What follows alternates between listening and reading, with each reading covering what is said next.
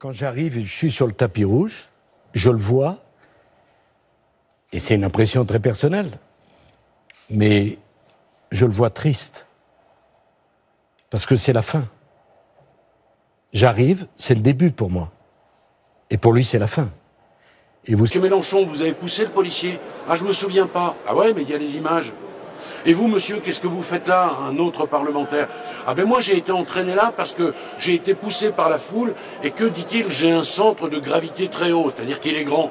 Et quand on voit les images, c'est pas vrai, il est tout seul. Et tout est comme ça. Alors, je vous présente d'abord Robert Ménard, oui. Bonjour. Je peux vous raconter une anecdote jolie?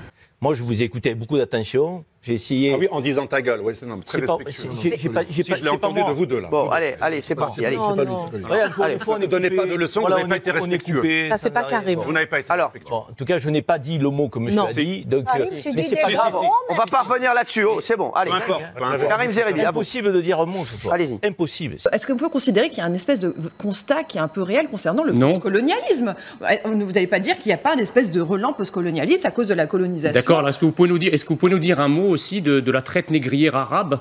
Ça, on n'en parle jamais. Non, mais là, c'est pas les Arabes aussi ont été de grands esclavagistes. Donc il n'y a aucun lien. Là, vous ramenez un dossier qu'il n'y a aucun lien. On ne parle pas de l'Algérie, on ne parle pas de la Tunisie, on parle de l'Italie. Je peux vous répondre? Des symboles de la virilité qui consistent à prendre les femmes sans les comprendre plutôt qu'à les comprendre sans les prendre. Vous faites donc l'apologie du viol ou je ne m'abuse? Vous êtes formidable, j'ai l'impression d'être dans Les Femmes Savantes. Ah, et ben voilà, le cliché, justement, enfin, vous avez raison, on en parlait. Vous avez raison, formidable, vous écoutez, c'est plutôt les précieuses ridicules. Oui, voilà. Oui, car une femme ne doit pas travailler, ne doit pas penser, ne doit pas avorter non plus. Mais c'est ce que vous expliquez. Les femmes sont belles. Allez, les femmes sont super, c'est comme des fleurs. Wow. Non, en anglais, ça s'appelle aussi du mansplaining. C'est-à-dire quand un homme interrompt une femme pour lui expliquer qu'il sait mieux qu'elle des choses sur son propre domaine. Il est mort de rire, Eric Orsena, depuis tout à l'heure. Ah oui, c'est vrai que c'est terrifiant. C'est quoi, elle résume du Shakespeare ou quoi? Eh bien, c'est un peu ça. On écoute. À supposer que ces criminels barbares agissent seulement par folie et non pas, comme tout le laisse à croire, pour des mobiles politico-religieux, la France n'est pas une terre d'asile psychiatrique. Mais il a dit quoi? Il a dit sionisme, non? Jette-toi dans le canal, Finkiel. Finkel? Oui.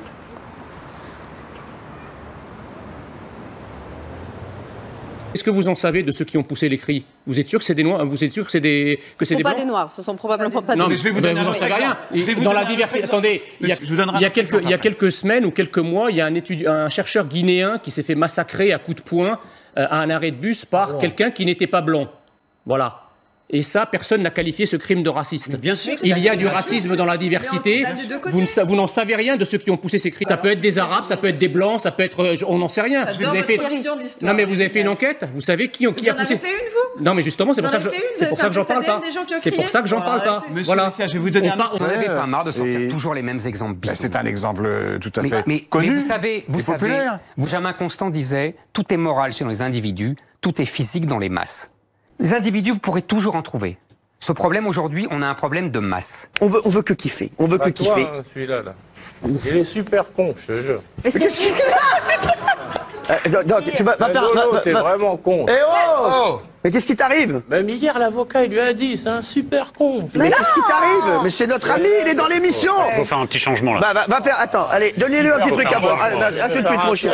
Je sais pas ce qu'il a... Mais qu'est-ce qui s'est passé entre vous? Mais rien. C'est pas...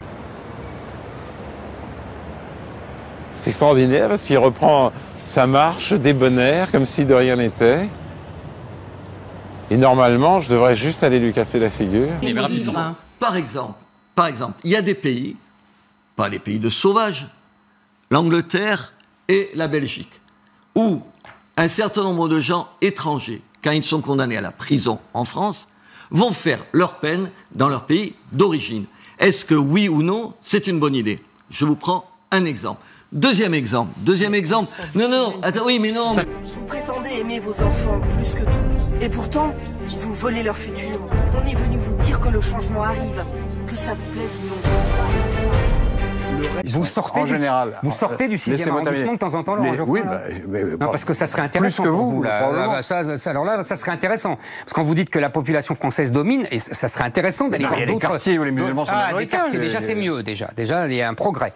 Donc elle ne domine pas partout. On la parle de la population France. française. La France est divisée en régions. Allez vous balader dans toute la France. Oui, mais je connais le 9-3, dans je le sais. sud, non, pas seulement dans le sud de la France. Non, mais dans le nord, vous présentez comme un épouvantail. Dans notre pays, il est incontestable néanmoins que ceux qui sont noirs ou ceux qui sont arabes ont à souffrir infiniment plus du racisme que ceux qui sont blancs. Ce n'est pas vrai. C'est la moindre des évidences. Ce n'est pas vrai. Ce n'est pas vrai. Si la France était un pays raciste et xénophobe, qu'est-ce qui pousserait chaque année des centaines de milliers de personnes à y venir? C'est des fous? La des guerre, masochistes. la misère, le malheur, mais oui, mais c'est pas ça la question. Mais dans ce cas-là, ils ne viendraient pas dans un pays raciste. Ils iraient dans des pays qui sont beaucoup plus tolérants. Pourquoi ils viennent en France? Le problème sur les prénoms aussi. Vous appelez Jean Messia. Est-ce que c'est votre prénom de naissance? Non, c'est pas mon prénom de naissance. Pourquoi vous avez changé? Parce que quand on vient dans un pays et qu'on en demande la citoyenneté, on essaye en minimum de ressembler à la population du pays. Parce que c'est plus facile que quand on s'appelle Mohamed ou Osama. Exactement, mais ça, oui, mais la possibilité est offerte à tout le monde. Quand j'ai demandé la naturalisation, on m'a demandé est-ce que vous voulez franciser votre prénom? J'ai répondu oui. Les autres ont qu'à faire pareil. Il a dit quoi? Jette-toi dans le canal. Non, mais il parlait. Est-ce qu'il m'a reconnu, vous pensez? Ah, vraiment? Il m'a appelé par mon nom? Non, relax, t'énerve pas. Parler une minute ou pas? Non, mais vas-y, Eric. Non, mais à qui tu veux parler? À toi? Ferme-la à 2 minutes. Non. Je peux lui mordre l'oreille? Non, surtout pas. Mais pourquoi tu me parles comme ça? Qu'est-ce qui te permet d'oser monter le ton et de me parler de cette façon? Qui es-tu? Cela, mais t'es mon papa ou quoi? J'ai un père. J'ai un père. Mais comment tu peux oser t'exprimer comme ça en face de quelqu'un? Qui es-tu? Tu peux terminer? Non, mais moi, je vais commencer, lui, il continue.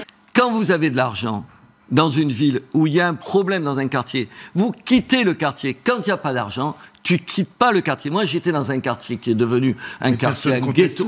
Mais personne ne conteste ça. Non, mais attendez. Non. Pardon de vous dire que nous l'avons dit depuis des années et aucun d'entre vous, et en tout cas pas les parlementaires, le disent. Et là, on parle aujourd'hui. On parle d'aujourd'hui. Non, parce qu'on va entendre le même débat. Je vais vous dire Non, justement, alors, attendez, les choses changent. Alors, vous changez. Les gens ont un style français à partir des influences étrangères. C'est ce qui va se passer. Ça n'a rien à voir avec ce qui va se passer aujourd'hui. Aujourd'hui, au contraire, on a des gens qui vivent comme au pays et qui refusent la culture française, qui refusent d'apprendre la culture française et qui, au contraire, imposent leur culture. Alors, ça s'appelle une colonisation. La réponse. Ils ne sont pas de culture française et d'identité française. Des gens qui s'acharnent à aller nager en burkini, par exemple, ou qui imposent des communautarismes qui sont français. D'ailleurs, est-ce que les djihadistes sont français, ceux qui sont partis combattre la France?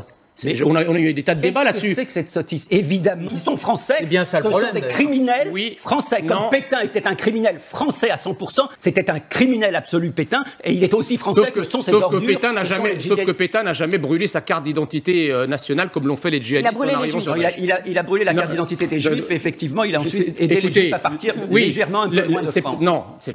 Mais je demande au président combien coûte la vie d'une femme. Parce que ces femmes qui meurent, qui sont assassinées, sont nos filles, nos mères, nos sœurs, nos amis.